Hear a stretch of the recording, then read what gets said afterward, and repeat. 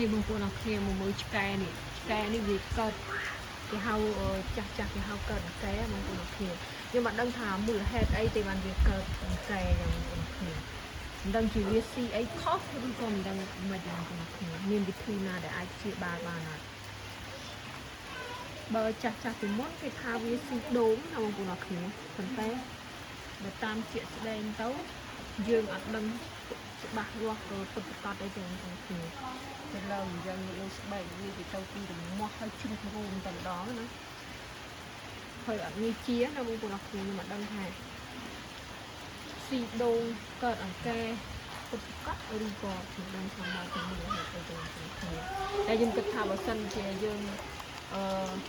ទៅពីព្រោះជំងឺពេទ្យសត្វអីប្រហែលជាមានវិធីព្យាបាលអញ្ចឹងណាខ្ញុំអត់គ្នាលើអញ្ចឹងពេញខ្លួនវាហើយឡើងមកពេញខ្លួនវាស្មោះហើយឆ្កែខ្ញុំនឹងសល់ពីក្បាលខ្ញុំមកក្បាលទៀតមានរបួសអញ្ចឹងអត់បានថតវីដេអូទេដោយសារតែវាមានរបួសអញ្ចឹងប៉ុន្តែអានេះគឺថាវាក៏ទៅជាបញ្ហារូបប្រមាក់ពេញខ្លួនទៅវាទៅពីមុន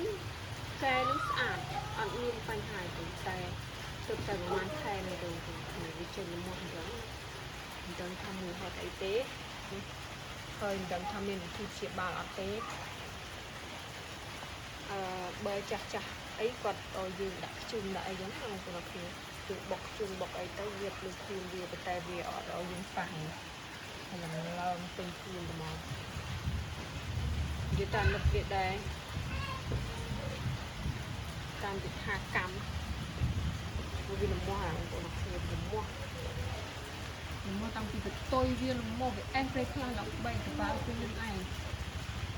អូសាហាខ្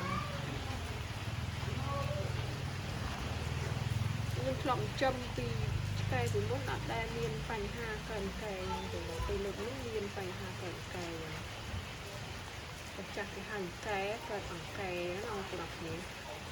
ហើយលំមាស់គឺថាអេសឡើងកប៉ាល់ហ្នឹងវាស៊ីដល់កតុយវាអញ្ចឹងហើយវាកំពុងលំមាស់ណាបងប្អូនគេថាស៊ីដូងចាស់ពីដើមគាត់ថាមកពីវាស៊ីដូងតែខ្ញុំមិនដឹងថាមកពីមូលហេតុអីទេពី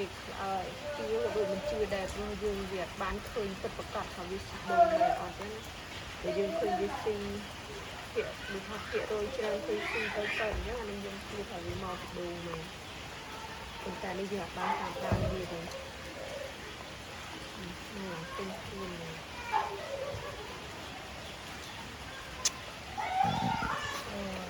មកទៅមកមានកូនខាងមក